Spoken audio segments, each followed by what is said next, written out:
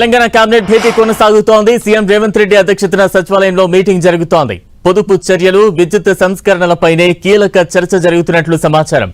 ఈ మీటింగ్ లో డిస్కంల నష్టాలపై కీలక నిర్ణయాలు తీసుకునే అవకాశం ఉంది. జూన్ 2 నుంచి రైతు డిస్కం అమలు చేయాలనే భావనలో ఉంది ప్రభుత్వం. దీనిపై కూడా చర్చించనున్నారు మంత్రులు. అలాగే విద్యుత్, పెట్రోల్, డీజిల్ వినియోగం తగ్గింపుపై ఒక నిర్ణయం తీసుకోనున్నారు. ప్రభుత్వ శాఖల్లో ఈవీల వినియోగంపై డిసైడ్ అయ్యే అవకాశం కనిపిస్తోంది. పంటల మార్పిడి దిశగా రైతులకు యాక్షన్ ప్లాన్ తయారు చేయనున్నారు. మైనింగ్ అక్రమాలపై సిబిసిఐడి విచారణకు నిర్ణయం తీసుకోనుంది కేబినెట్.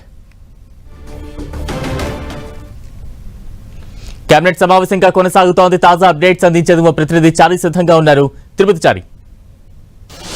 ఈరోజు తెలంగాణ రాష్ట్ర కేబినెట్ సమావేశం జరుగుతుంది. సచివాలయంలోని 6వ ఫ్లోర్లో ముఖ్యమంత్రి రేవంత్ రెడ్డి అధ్యక్షతన ఈ సమావేశం జరుగుతుంది. ఈ సమావేశానికి 12 మంది మంత్రులు హాజరయ్యారు. 3 మంత్రులు ఈరోజు హాజరయ్యారు.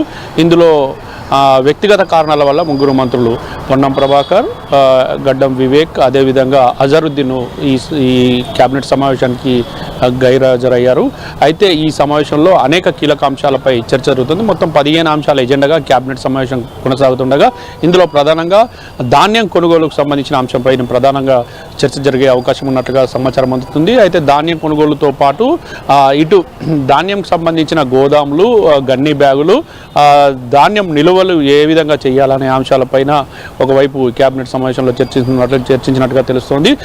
దీంతో పాటు రాష్ట్రంలో విద్యుత్ సంబంధించిన డిస్కంలు చెల్లించాల్సిన బకాయిలకు సంబంధించిన అంశంపైన ప్రధానంగా చర్చిస్తున్నట్టుగా మనకు సమాచారం అందుతుంది.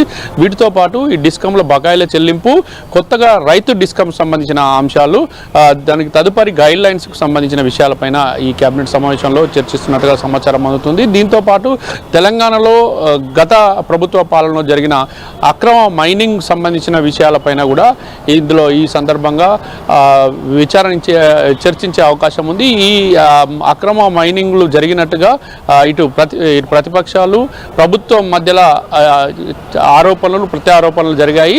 అయితే దీనికి సంబంధించి ఈ అక్రమ మైనింగ్లు ఎక్కడ జరిగాయి, వాటి వివరాలు ఏంటి, దీనిపైన సిబిసిఐడి విచారణకు ఆదేశించాలని కూడా ప్రభుత్వం గతంలోనే నిర్ణయం తీసుకుంది. అయితే కేబినెట్ సమావేశంలో చర్చించి ఈ కేసును మైనింగ్ సంబంధించిన కేసును సిబిసిఐడికి ఇచ్చే అవకాశం ఉన్నట్లుగా మనకు తెలుస్తోంది.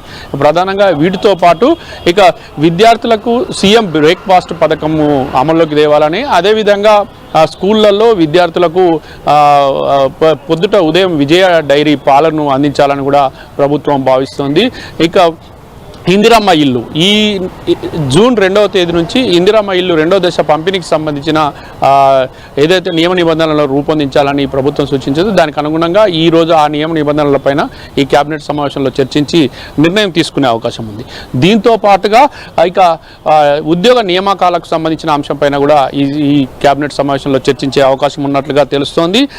మరొక వైపు ఇందిరమ్మ కుటుంబ జీవిత బీమాకు సంబంధించిన అంశంపైన కూడా ఈ కేబినెట్ సమావేశంలో చర్చించే అవకాశం ఉన్నట్లుగా మనకు సమాచారం ఉంది. మరొక వైపు జూన్ 2వ తేదీన రాష్ట్ర అవతరణ దినోత్సవ వేడుకలకు నిర్వహణకు సంబంధించి కేబినెట్లో నిర్ణయం తీసుకొని ఏ విధంగా ఆ వేడుకలు నిర్వహించాలనే దానిపైన కూడా ఈ కేబినెట్లో నిర్ణయం తీసుకొని డైరెక్షన్స్ చేయబోతున్నారు అధికారులకు.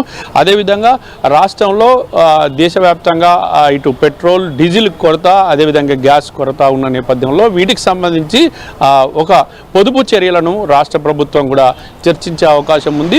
ఇక ప్రభుత్వంలో ఈ వీటికి సంబంధించి ఒకవైపు పెట్రోల్, డీజిల్ తగ్గించి వినియోగించేందుకు అవసరమైన విధంగా అంటే ప్రభుత్వ వాహనాలను ఈవీ వాహనాలుగా మార్చి కొన్నిటిని ముందస్తుగా చర్యలు చేపట్టాలని కూడా ప్రభుత్వం భావిస్తోంది.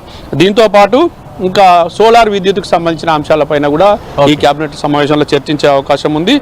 మరొక వైపు పొలిటికల్ అంశాలపైన కూడా ఈ మంత్రివర్గంలో అంతర్గతంగా చర్చించి వాటిపైన కూడా భవిష్యత్తులో ప్రతిపక్షాలను ఎదుర్కొనేందుకు కూడా సిద్ధమయ్యే వ్యూహరచనను ముఖ్యమంత్రి రేవంత్ రెడ్డి ఇటు మంత్రులకు కూడా దిశానిర్దేశం చేసే అవకాశం ఉంది. Right, thank you Chari.